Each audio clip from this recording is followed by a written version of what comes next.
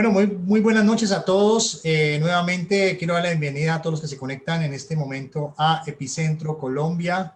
Un saludo para México, allá nuestro director Héctor Paz, y a todos los epicentros que durante toda la semana han venido trayendo información sobre lo que significa la gestión del riesgo de desastre, la protección civil, la resiliencia, la salud ocupacional y bueno, todos estos temas de gran interés. Un saludo también para Epicentro Argentina, que hace poco inició esta gran labor de hacer democrático lo que es la gestión del riesgo de desastre, Epicentro Salvador también, Epicentro Ecuador.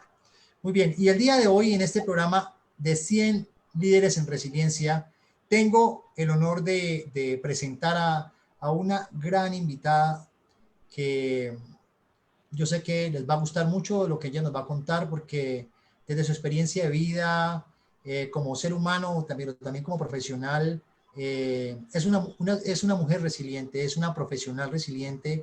Y quiero darle bienvenida a María Nancy Marín Olaya. Bienvenida, María Nancy. Gracias, Henry. Muchas gracias por invitarme a tu programa. Buenas noches para todos los espectadores. Y bueno, estoy feliz de estar aquí con ustedes. Muy bien, María Nancy. Cuéntanos, ¿quién es María Nancy Marín? Bueno, María Nancy, a veces es tan complejo uno describirse a sí mismo. Yo creo que uno habla mucho mejor de alguien más que de uno mismo, ¿cierto? Porque a veces resulta un poquito complejo. Te cuento, Henry, María Nancy Marín es una mujer que ha salido adelante de muchas dificultades, pero siempre con una sonrisa, siempre tratando de ver la vida con la mejor manera. Soy geóloga por pasión y educadora por convicción. Estoy involucrada con todos los aspectos de la educación, desde la parte básica, trabajo con chicos de colegio, de media vocacional, o sea, de grados 10º y 11. Trabajo también con chicos de universidad, ¿sí? Y con los especialistas. Dirijo en este momento una especialización en prevención, reducción y atención de desastres de la Universidad Católica de Manizales. Bueno, soy una apasionada de la vida, una apasionada de los temas de la gestión del riesgo y una apasionada de la resiliencia. Bueno, María Nancy, cuéntanos, ¿cómo ha sido y cuáles han sido los principales referentes o motivaciones para María Nancy eh, para hacer lo que hoy hace con la gestión del riesgo de desastre desde el ámbito educativo, que es un poco lo que queremos resaltar el día de hoy, toda la labor que has venido desarrollando desde hace ya varios años, no solamente desde el área de la especialización que comentas en la Universidad Católica, sino también con el trabajo con los jóvenes, con los niños, con las comunidades también, porque una ingeniera geóloga, imagínense, trabajando estos temas de la gestión del riesgo de desastre. Me imagino que, ¿qué te inspiró a ti primero a estudiar ese tema de la geología que a veces, para los que nos escuchan, puede ser un tema muy técnico? ¿Y cómo ligas eso con la gestión del riesgo, con el tema comunitario, con lo que más te gusta hacer, que es precisamente esa vocación de servicio? Mira, la geología nace como de pronto una extensión de mi niñez. Cuando yo estaba chica, mi mamá era una apasionada de la naturaleza. Nos sacaba siempre a caminar. Eso era cada 8 días caminando, pero no caminando en carretera. Era metiéndonos en la selva, descalzos en los ríos. Ellas mismas nos decían, no, pues descálcense y caminen el río. Nos ponía a caminar a mis hermanos y a mí y reunía un grupo de chicos de la cuadra donde vivíamos y nos íbamos todos cada 8 días a caminar y a recorrer los diferentes parajes de este lugar donde habitamos, ¿no? Yo estoy ubicada en Manizales, que es una ciudad que realmente tiene una cantidad de paisajes por ver. Si uno mira hacia la parte oriental ve los nevados, si uno mira hacia la parte occidental ve la cordillera. En fin, es delicioso todo ese paisaje que se puede apreciar. Entonces, con el tiempo fui creando ese amor por el caminar, pero el caminar conociendo. Tenía una colección muy grande de piedras, así las llamaban en esa época, obviamente cuando ya entré a hacer geología, eso es un, no se puede decir Claro. piedras, se dicen rocas. Ajá, rocas. Entonces, entonces cuando coleccionaba esas piedras que eran de colores, de formas, yo me preguntaba, ¿por qué esta piedra tiene una forma diferente a la otra? Ya cuando entro a la universidad, que se me da la posibilidad de ingresar a la universidad y de estudiar geología, me apasiono tanto con la geología, me apasiono tanto saber que la Tierra es un ente vivo, que nosotros estamos en ella, pero que ella también se está moviendo y que de cierta manera la construcción de la vida humana se debe precisamente a esos cambios que ha tenido en la Tierra. Entonces empezamos por ese lado, ya a analizar las rocas como tal, su origen, y es apasionante cómo a través del tiempo y a través de toda esa dinámica y la tectónica de placas se han generado todas esas rocas y cómo han salido a la superficie contando una historia. Entonces, esa historia es la que más me motivó a seguir avanzando en estos temas de geología. Posteriormente, pues cuando ya en la universidad empezamos a trabajar algunas temáticas, me pude vincular con el Observatorio Vulcanológico y Sismológico de Manizales, ¿sí? Y trabajar con todo lo que era el análisis de los factores que involucraban la sismicidad, que involucraban lo que tenía que ver con la emisión de gases, todo lo que tenía que ver con el volcán Nevado del Ruiz. Y ahí me fui apasionando por todos los temas de la gestión del riesgo. Y desde la parte educativa, siempre pensé, y yo me reconozco una geóloga social. Geóloga, o sea, qué interesante. Sí, Ajá. geóloga social.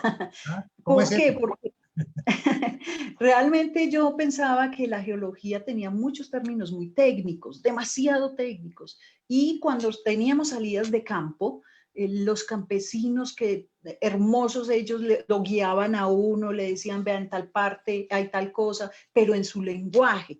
Entonces para ellos decirle a uno como geólogo, decirle, por allí hay un volcán. Uno se imaginaba el volcán, pues que estamos acostumbrados los geólogos a ver, con fumarola y todo esto, y resulta que para los campesinos volcán era un deslizamiento, ¿cierto? Entonces, empezar a conocer ese lenguaje y esa cultura popular que nosotros a veces desde la parte técnica no apreciamos y que es tan maravilloso. Entonces, yo pensaba que había que también bajar el lenguaje, los técnicos, y con todo nuestro lenguaje sofisticado podemos hacer muchas cosas, pero si realmente no llegamos a la gente que finalmente es a donde tienen que llegar todas las investigaciones y todos los procesos de conocimiento, pero si no se llega a un lenguaje que ellos lo entiendan, no van a servir para nada, simplemente van a ser meras disertaciones, tesis, investigaciones colgadas en unos anaqueles que no van a beneficiar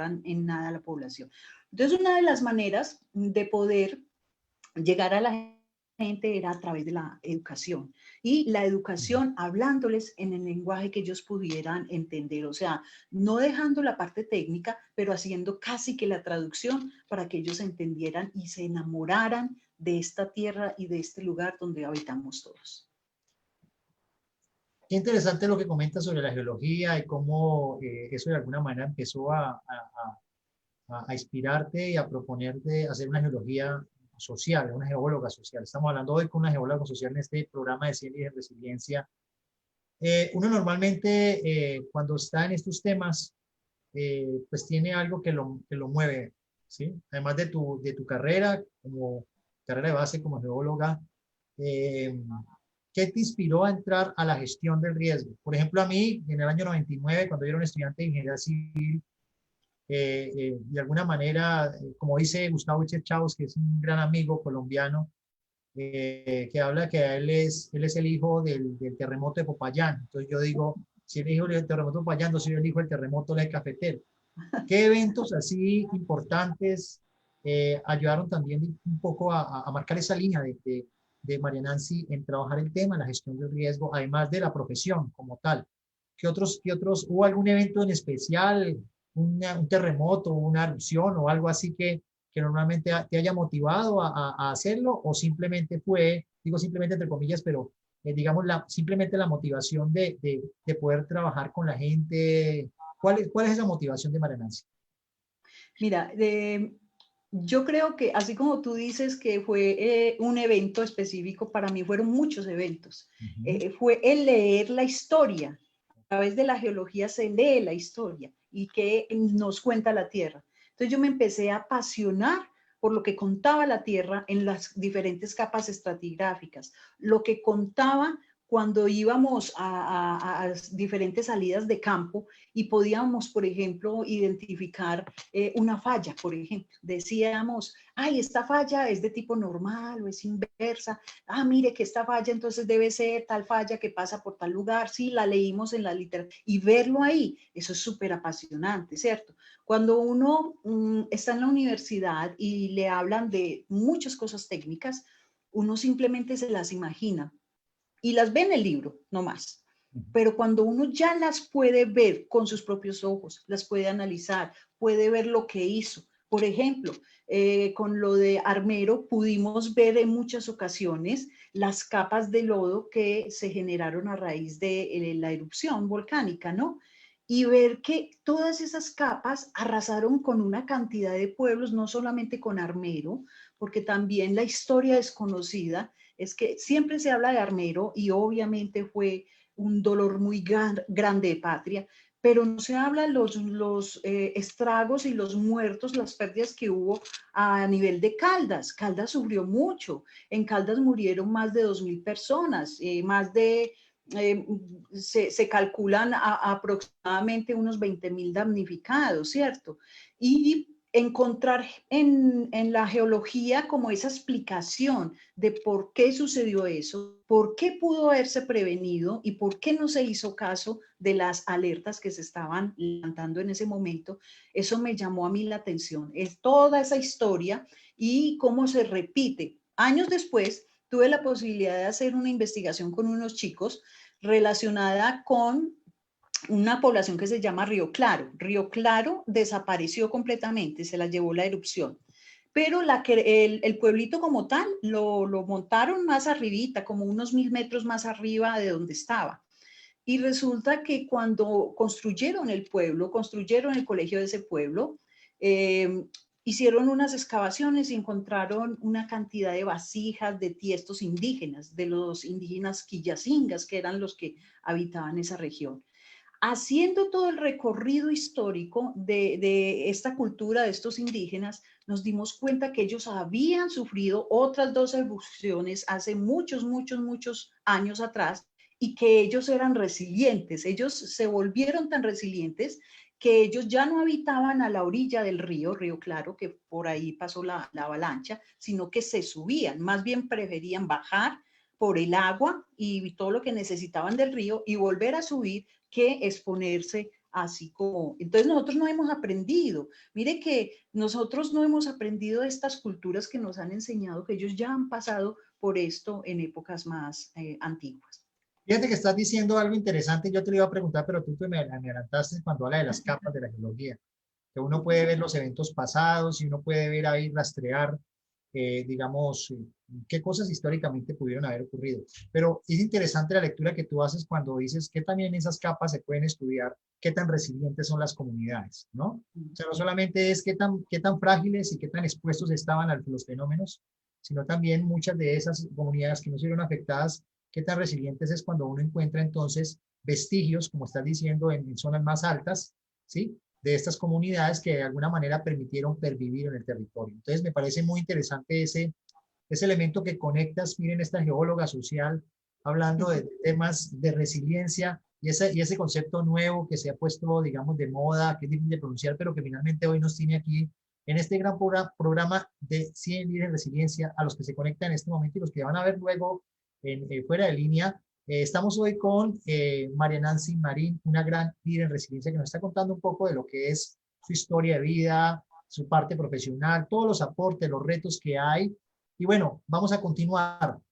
María Nancy, sé que tú haces parte hoy de un gran proyecto que inició en la Universidad Católica. Quiero destacar también el trabajo de la Universidad Católica porque vemos cómo desde ese gran proyecto se ha venido, digamos, fortaleciendo el tema de la educación, precisamente en gestión de riesgo que le faltaba al país desde hace unos años. Cuéntanos un poco acerca de ese gran proyecto que hoy dirige, esa especialización, que yo pienso que es una de las más exitosas, porque vemos que hasta se pelean los cupos semestralmente para estar aquí y que están estudiando en un gran laboratorio, como ustedes dicen allá, los que vienen en Manizales, en un laboratorio a escala real. Cuéntanos un poco de ese gran proyecto que tú diriges ahora. Sí, mira, la especialización nació en 2011 en la Universidad Católica de Manizales, en la Facultad de Ingeniería y Arquitectura. Surgió como una necesidad de dar respuesta a todo aquello que no se podía controlar desde la atención, sino que teníamos que controlar desde el conocimiento y la reducción. Entonces, cuando nace la especialización en 2011, empieza a crearse como una especie de cultura en Manizales, que es donde estamos ubicados. Y es muy a propósito de la ciudad donde estamos viviendo. Es una ciudad que ha sufrido los embates de la naturaleza, pero también la unión de esa capacidad del ser humano de trascender, pero en esa trascendencia a veces generar también algunos desastres, ¿cierto? Manizales ha sufrido los incendios más terribles que han acabado pues con gran parte de la población. Uno de los símbolos que tiene Manizales es la catedral basílica y la catedral sufrió varios incendios, ¿cierto? La tuvieron que volver a construir en varias ocasiones. Igualmente, Manizales está parada sobre la cordillera central, donde están una cantidad de fallas geológicas, o sea que es una ciudad que ha sufrido sismos constantemente. Igualmente, a veces la gente cuando viene a visitarnos, sobre todo los turistas europeos, dicen, pero ustedes, ¿cómo hicieron para construir una ciudad clavada en la montaña? Literalmente, porque nosotros tenemos, los que vienen acá y que vienen en carrito se asustan, se asustan porque el automóvil a veces les toca subir unas rampas bien grandes, unas A mí pendientes bien. me ha tocado subirle. Sí, es bastante complejo. Entonces ahí es donde se prueba uno como conductor. Ajá. Entonces nos ha tocado vivir en un lugar donde estamos rodeados por muchos fenómenos que pueden generar algún tipo de emergencias, de riesgos. Entonces, ¿qué mejor lugar que este? Como tú lo dices, nosotros lo llamamos el laboratorio del riesgo, porque si volteas a mirar hacia el norte, vas a ver los trazos de las fallas geológicas. Volteas a mirar hacia el sur, ves la llanura de inundación del río Chinchiná. Hacia el oriente, todo lo del complejo volcánico, y hacia el occidente, todo lo que tiene que ver con las cárcavas. Tenemos una cárcava muy interesante que es motivo de estudio porque está permanentemente en movimiento, ya está incluso estudiada por personas del extranjero, ¿cierto? Entonces tenemos casi todos los fenómenos acá.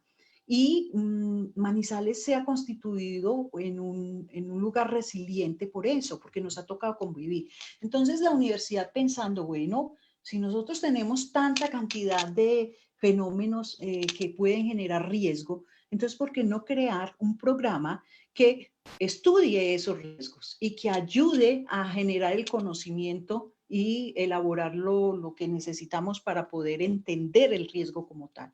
Y entonces surge la especialización en prevención, reducción y atención de desastres. Hemos tenido pues la fortuna y la bendición de ser reconocidos a nivel nacional porque nuestros egresados han tenido, la mayoría de nuestros egresados están conectados con oficinas de gestión del riesgo a nivel nacional, con la Unidad Nacional de Gestión del Riesgo o con alcaldías, están aportando muchísimo sus conocimientos a la construcción pues del conocimiento en el riesgo como tal.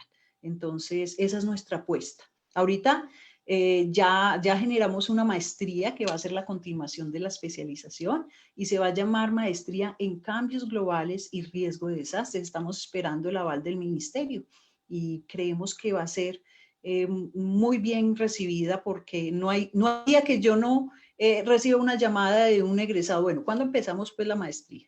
Para continuar con el proceso con ustedes. Entonces hemos sido bendecidos por Dios, porque nosotros hemos querido mantener esa constancia del estudio de la gestión del riesgo de desastres aquí en nuestra universidad.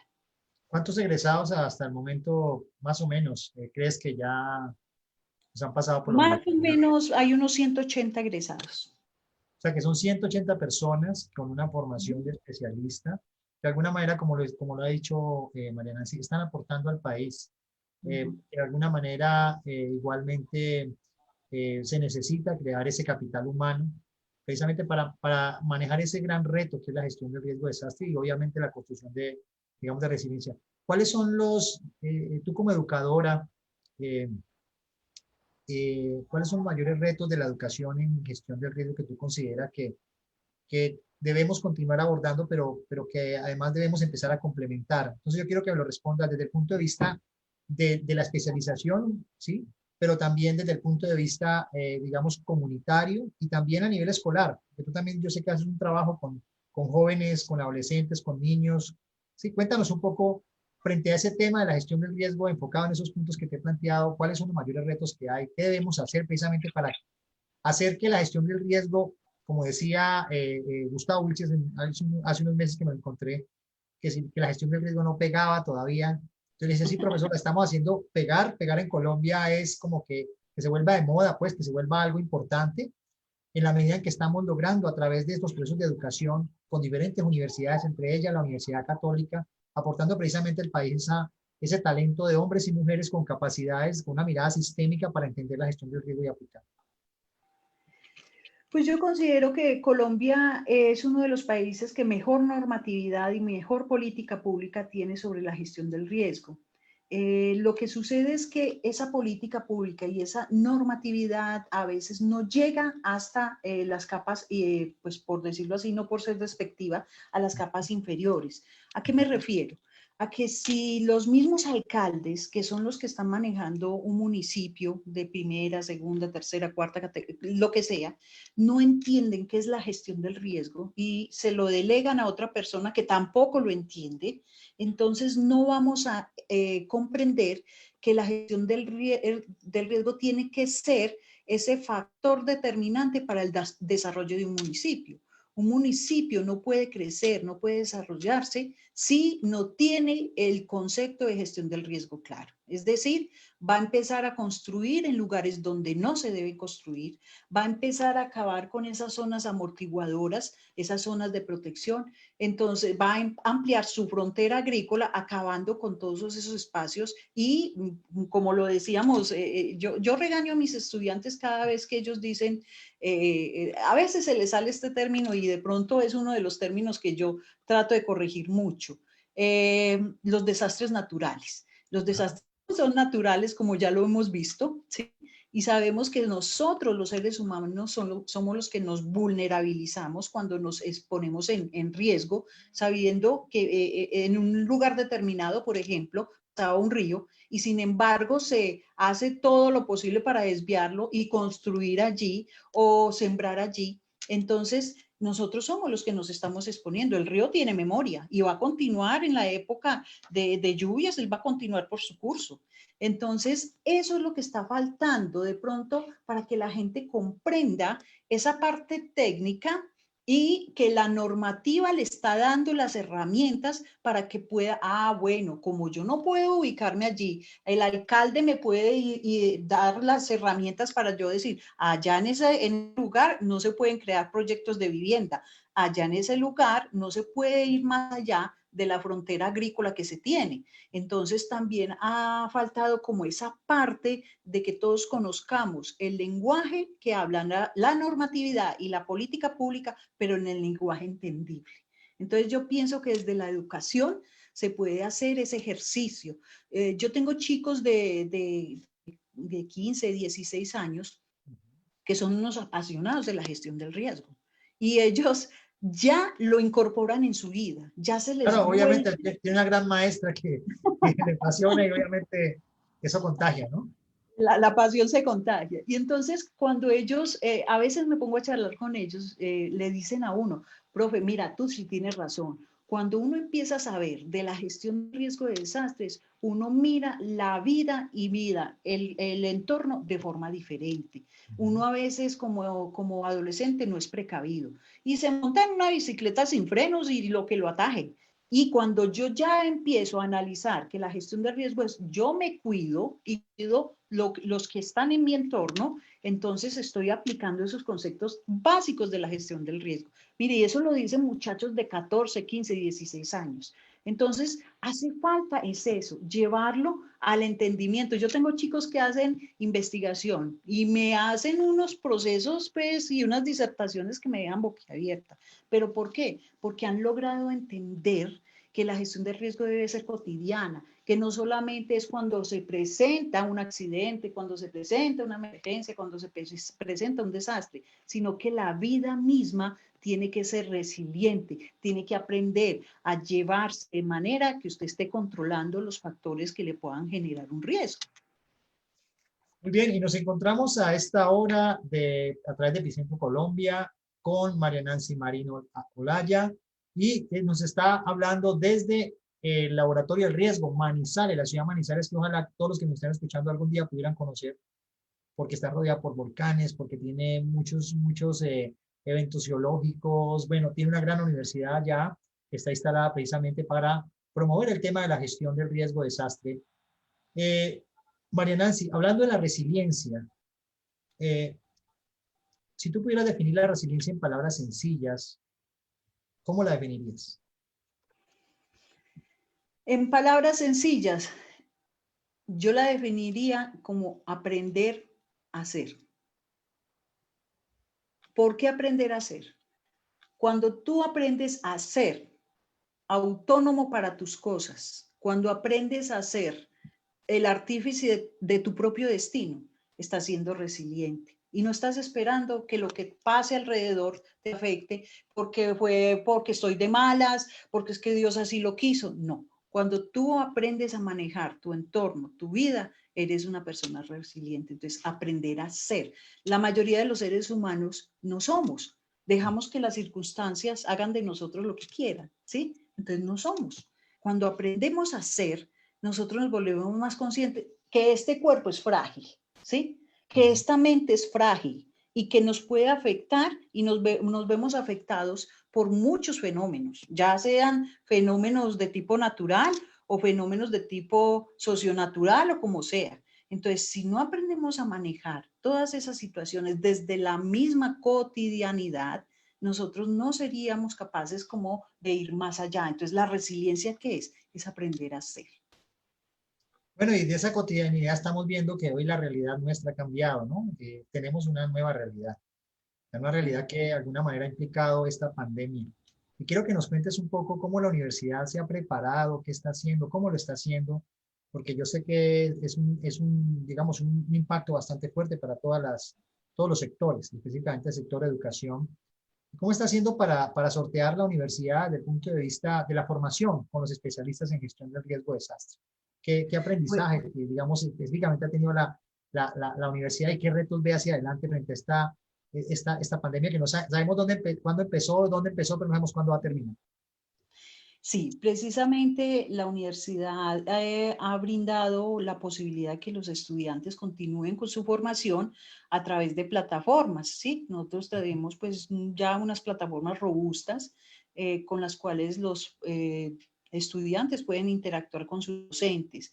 Y pues lo maravilloso es que tenemos un equipo de trabajo de docentes dentro de los que estás tú, Henry, que son maravillosos, son excelentes, excelentes. Entonces, los chicos mantienen muy afines con lo que enseñan los docentes, esa capacidad humana. Una de las características que tiene la Universidad Católica es ese sentido humano, es ver la persona y no ver simplemente un código, un número o la persona que viene y cotiza pues semestralmente. Es el ser humano que está ahí, porque va a ser la representación de la universidad, ¿cierto? Cuando ya esa persona se gradúe, va a ser la representación de la universidad.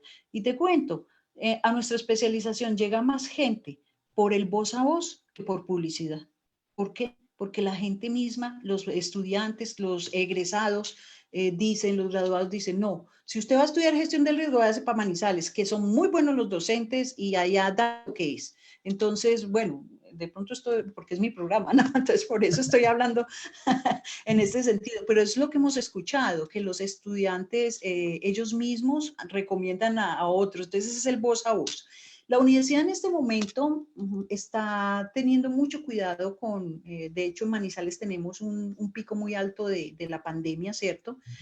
Y está teniendo mucho cuidado, entonces procurando que al mínimo vayan los estudiantes a la universidad, solamente como unas prácticas de algunos programas como en enfermería y bacteriología, muy puntuales, pero todo estamos tratando incluso de hacerlo de forma virtual. En la especialización tenemos una salida de campo que se hace con uno de los docentes en gestión del riesgo y desarrollo territorial.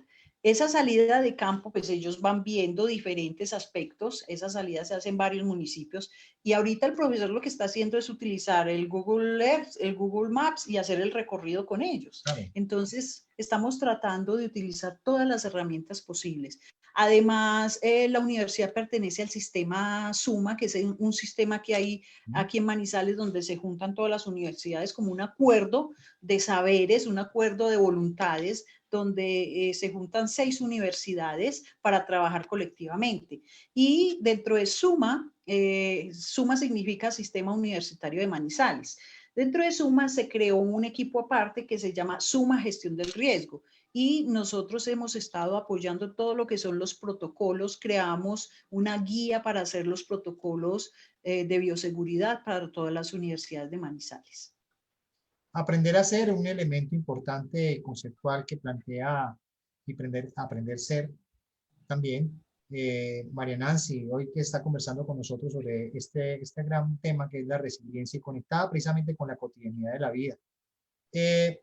Si tú pudieras describir algunas cualidades para poder lograr que este tema de la gestión del riesgo realmente se incorpore dentro de la cotidianidad y que tú tuviera la oportunidad de dirigirte a los líderes hoy, digamos a los líderes que nos coordinan, nos dirigen, ¿cuáles serían las cualidades que tú les dirías a ellos que tendrían que cultivar? ¿Cuáles son los elementos más importantes precisamente para construir su propia resiliencia, pero también ayudar a construir resiliencia en los territorios en los cuales ellos tienen una gran responsabilidad de tomar decisiones?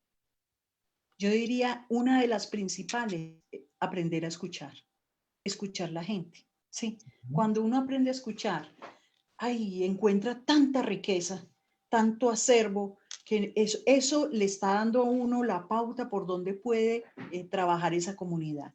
Entonces, cuando uno escucha, los escucha, primero, las comunidades se sienten importantes porque están participando.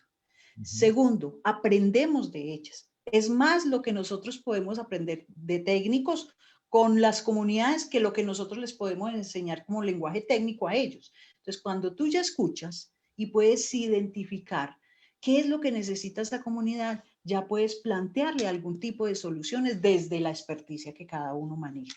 Primero, aprender a escuchar las comunidades. Segundo, hacer partícipes a las comunidades de todos los procesos que ellas van a vivir. A veces se presenta mucho en algunos pueblos, algunas comunidades, que mire, esto es lo que ustedes tienen que hacer para salir adelante. Y la comunidad se siente como atropellada. Venga, nunca contaron con nosotros, nunca nos preguntaron qué queríamos. Entonces es trabajar de la mano con las comunidades. Las comunidades tienen mucho que aportar. Las comunidades en su lenguaje y en su diario vivir tienen una cantidad de conocimiento que nosotros estamos desperdiciando.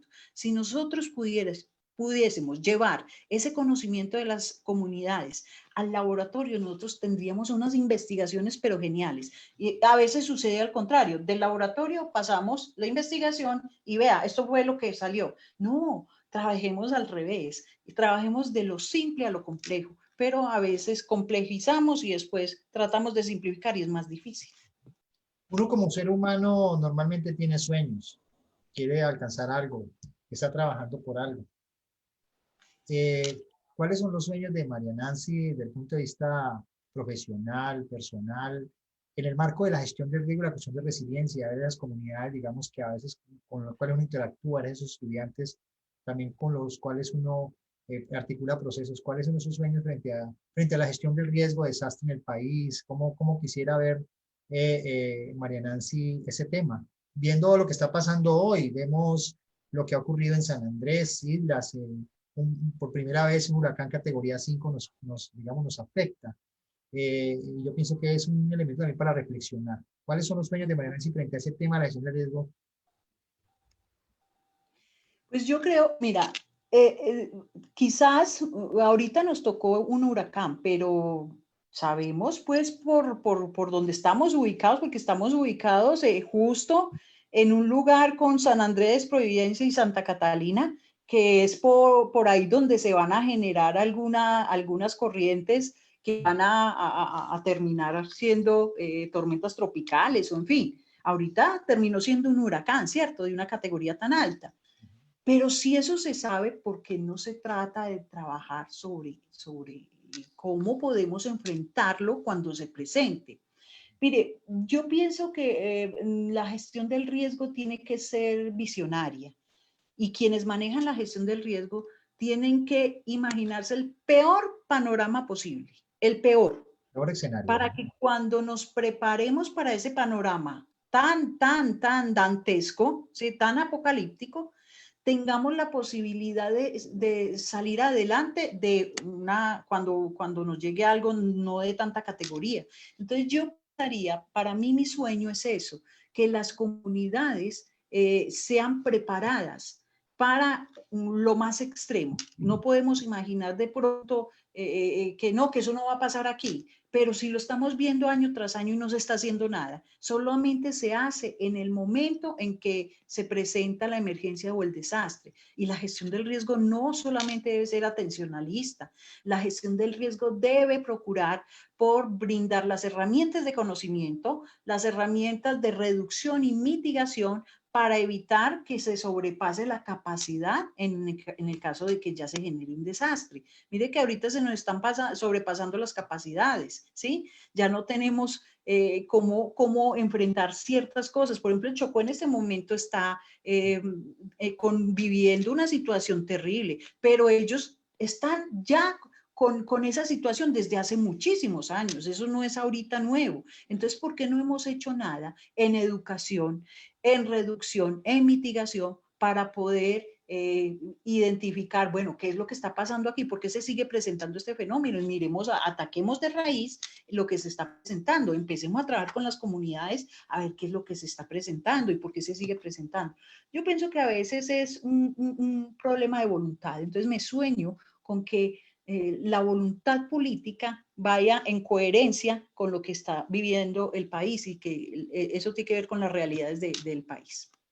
Estamos hablando entonces que hay que fortalecer la gobernanza del riesgo.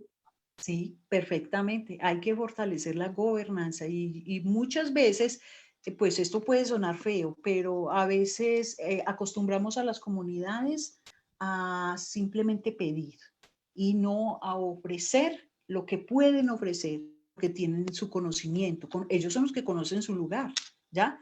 Entonces, trabajar con eso que ellos conocen y tratar esas temáticas, pero no tratarlas de, venga, yo le soluciono el problema. No, venga, ¿cómo lo vamos a solucionar entre todos? ¿Qué se necesita? Ah, no, que no se necesita sino plata. No, eso no es así. También se necesita que tengamos una capacidad de aportar. Mire, ahorita con lo de la pandemia se ha vivenciado mucho eso. Cuando nos tenían a todos guardaditos en las casas, entonces quien nos cuidaba, que era el gobierno, que era el que se encargaba de que no saliéramos y no nos contagiáramos, cuando se hace esta apertura económica, porque la necesitamos, ya es la responsabilidad de cada uno. Entonces, si a mí me dicen, es la responsabilidad mía, yo tengo que cuidar eso y tengo que cuidarme yo misma y tengo que cuidar a mi familia. O sea, a veces no entendemos eso, a veces entendemos que libertad es simplemente echarle la culpa a los demás y yo hacer lo que quiera. Entonces, pero el gobierno no fue así. No, es que yo también formo parte de la gestión del riesgo de desastre, ¿cierto? En Colombia la normatividad, la 1523, dice eso, que todos los ciudadanos colombianos somos corresponsables del riesgo, o sea, cada uno tiene que gestionar su propio riesgo también.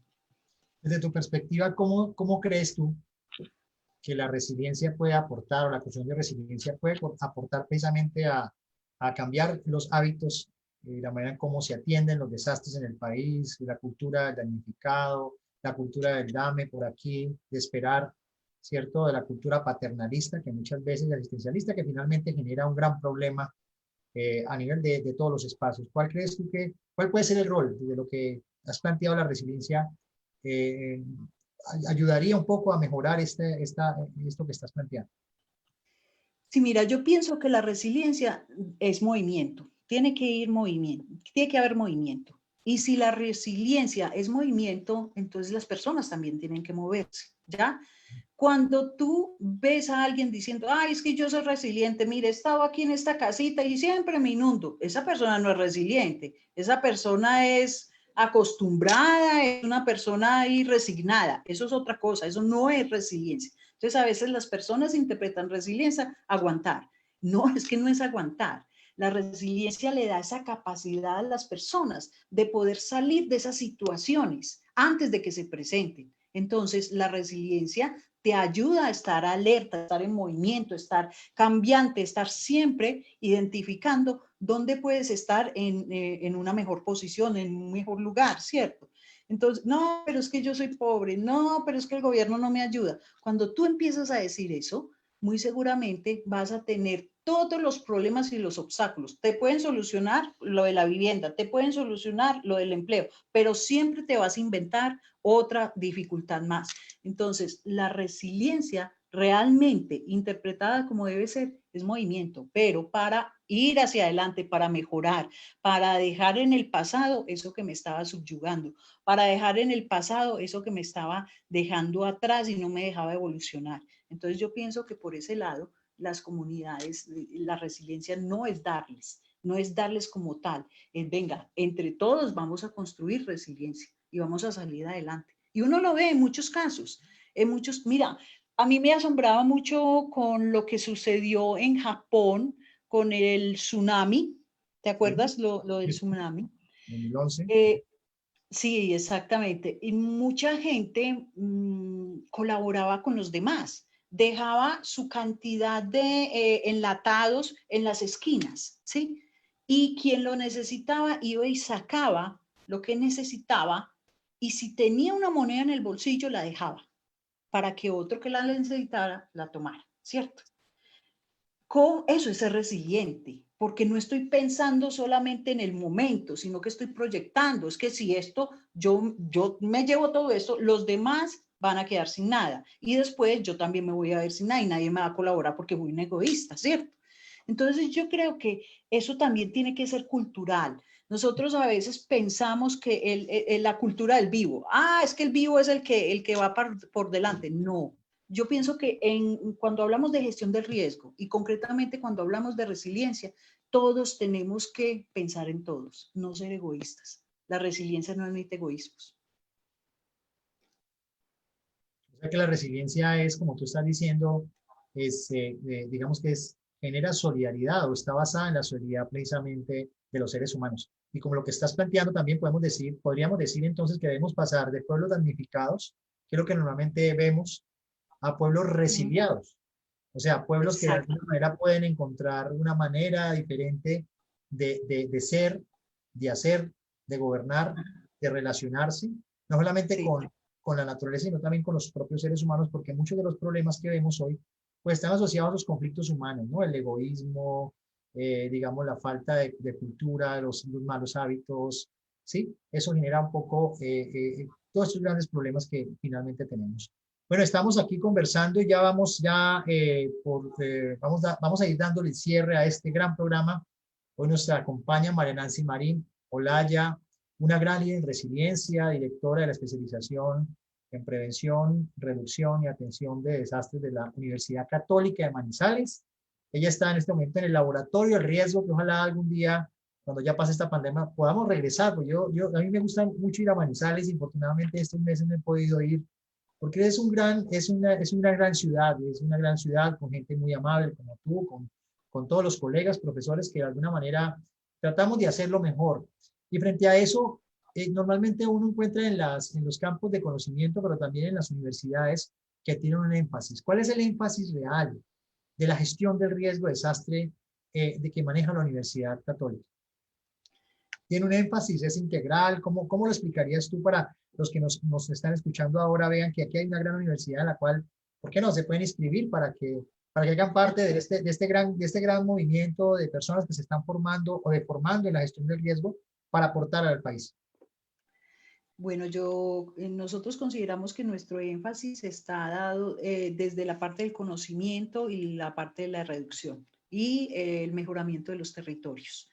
Entonces, a pesar de que la especialización se llama especialización en prevención, reducción y atención, nosotros la atención la vemos como la posibilidad de haber evaluado eso que hicimos en conocimiento y en reducción. De hecho, nosotros pensamos que tenemos equipos muy capacitados en atención, pero lo que queremos nosotros desde la especialización es que esa atención que se dé por algún tipo de eventualidad, un desastre, una emergencia, sea una atención mínima, porque ya se ha hecho todo el proceso de la reducción, del conocimiento primero y después de la reducción para que los impactos sean los mínimos, ¿ya? Entonces, yo pensaba que ese es nuestro juego. Bueno, y ahora con la maestría prontamente, ¿no? Cambios Sí. globales y reducción del riesgo. ¿Cómo es eso? Cuéntanos un poco de qué trata esa maestría para los que nos están escuchando, que tal vez se interesen en poder estudiarla. ¿De qué trata esa maestría? Mira, esta maestría, pues con la especialización empezamos con todo lo de conocimiento y reducción, pero resulta que tenemos que ir más allá, tenemos que tener una mirada más global, no solamente pensar en el deslizamiento, en el sismo, en el volcán, tenemos otros tipos de fenómenos que nos van a afectar. De hecho, la propuesta de esta maestría se creó hace 2 años, ¿cierto? Y de hace 2 años nosotros consideramos como un punto fundamental para tratar las pandemias, porque no las estábamos tratando. Y mire, ahorita este año se nos presenta, o sea, nosotros nos adelantamos a la situación, pero también hablamos, por ejemplo, de fenómenos de tipo extraplanetario, por ejemplo, tormentas solares, ¿sí? Por ejemplo, cambios en la inclinación del eje terrestre, ¿qué va a pasar? O sea, hay tantas cosas por las cuales nosotros debemos identificar como riesgos en nuestro planeta. La sobrepoblación humana, por ejemplo, también es uno de los riesgos a los cuales nosotros estamos expuestos. Entonces son una cantidad de cosas que no hemos estudiado dentro de eso que nosotros llamamos gestión del riesgo de desastres. Entonces creo que es la posibilidad de identificar otros riesgos que van más allá de esos comunes que estamos viviendo. Bueno, ya para cerrar este gran programa, querida María Nancy, me gustaría que pudieras invitarnos a todos los que estamos aquí, motivarnos como lo has hecho este día de hoy, y te agradezco por esa gran pasión que uno siente que tiene sobre el tema, todo el trabajo que has venido desarrollando en diversos niveles, a nivel profesional como geóloga, con las rocas, pero también con la lectura de las capas tectónicas y los análisis que has venido desarrollando para poder como entender un poco el contexto humano, pero también la relación con la tierra, pero también igualmente con la relación con las comunidades, con tus estudiantes, adolescentes y futuros profesionales de la gestión del riesgo de desastre, ojalá, y con aquellos especialistas que de alguna manera se forman en esta universidad. Me gustaría escuchar unas palabras finales de motivación, porque en estos tiempos de crisis, normalmente estamos desmotivados por lo que está pasando, porque estamos encerrados, porque no hay, digamos, el empleo no es suficiente, hay muchas trabas, estamos intentando reactivar una economía, pero entonces llega un huracán, llega las lluvias. ¿Cuál es tu mensaje final o tus mensajes finales motivadores a todos aquellos que nos escuchan eh, para que de alguna manera enfrenten la realidad y de alguna manera podamos salir avante haciendo de la resiliencia una oportunidad precisamente para desarrollarlo? Bueno, yo daría como mensaje algo que aprendí hace mucho tiempo en alguna situación de mi vida y creo que eso me ha servido para poder avanzar en la vida. Y es, siempre se te van a presentar dificultades, siempre, pero tú tienes dos decisiones para tomar. O las enfrentas o te quedas ahí lastimándote sobándote tus heridas, quedándote ahí, diciéndote a ti mismo, no puedo, soy pobrecito, puedes tomar esa decisión, estás en todo tu derecho, pero también puedes decidir salirte, sacudirte de ahí y salir adelante. No importa en qué situación, si hablamos de la vida personal o si hablamos de un evento en el cual te viste involucrado, digamos, en una inundación. Si tú decides que ya perdiste todo y te quedaste ahí, es tu decisión, pero también es tu decisión decir, no, de esta salgo y voy a seguir adelante y voy a ser más fuerte y voy a hacer la fortaleza de mi familia para que volvamos a tener lo que teníamos antes y a crear lo que habíamos construido durante todos estos años. Tú decides, esa es la decisión tuya. Entonces, ¿qué es lo mejor para ti? ¿Quedarte ahí o decidir salir de ahí y seguir adelante? Es un consejo resiliente. Bueno, con estas palabras finales, sabias de María Nancy, salirse de la zona de confort, enfrentar la vida, así tu contexto esté echado a perder. Queremos agradecer a María Nancy el espacio que nos ha brindado el día de hoy, el compartir con todos nosotros los que nos escuchan, nos ven y además también los que se conectan más tarde y además que luego van a compartir este video que hemos hecho para todos ustedes. Pues quiero darle las gracias, María Nancy, por esta oportunidad que nos permite conocer un poco de tu vida. Es un poco lo que de alguna manera queremos llevar cada jueves en Epicentro Colombia, para que la gente conozca qué hay detrás de esos líderes en resiliencia, esos grandes seres humanos, los retos, los sueños, las dificultades también que de alguna manera se presentan en la vida, pero que al final nos dejan algo positivo. Por eso este programa habla de lo positivo de la vida, habla de lo propositivo, trata de inspirar a todos los que nos están escuchando para poder seguir el ejemplo de estas grandes personas y esas personalidades que están aquí cada día contándonos un poco de su vida para que ustedes vean y lo vean con el testimonio propio de las personas, que todo es posible. La resiliencia se construye en la vida, hace parte de la cotidianidad y es una oportunidad precisamente para salir avante y construir una nueva realidad. María Nancy, muchas gracias. ¿Algunas palabras finales? No, muchas gracias a ti, encantada de estar en tu programa y bueno, feliz porque es una manera de entender que todos formamos parte de un todo y que tenemos que estar conectados de la misma manera. O sea, estar en armonía, no solamente con la naturaleza, sino con nosotros mismos. Muchas gracias por la invitación, Henry, y bueno, feliz noche para todos. Bueno, muchas gracias, María Nancy, nuevamente. Y recuerden, el día jueves de 7 a 8 de la noche, por Epicentro Colombia, tendremos a otro gran líder en resiliencia. Ya pronto les daré el nombre de quien va a estar aquí acompañándonos. Este mes de noviembre ha sido el mes de las mujeres, porque ellas son las que realmente están liderando grandes procesos. Y hoy hemos presentado una gran líder en resiliencia como María Nancy Marín. Bueno, muchas gracias a todos y nos vemos entonces el día jueves. Chao, chao.